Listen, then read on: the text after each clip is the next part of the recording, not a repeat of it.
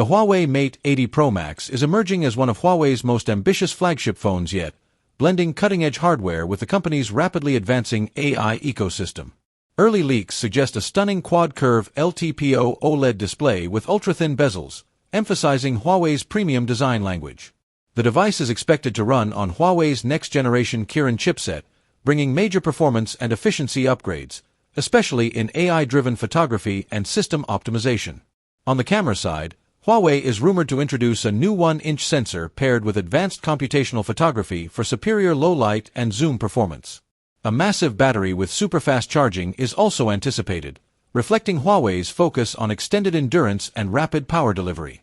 Combined with HarmonyOS improvements and AI-boosted features, the Mate 80 Pro Max is shaping up to be one of 2026's most intriguing flagship releases.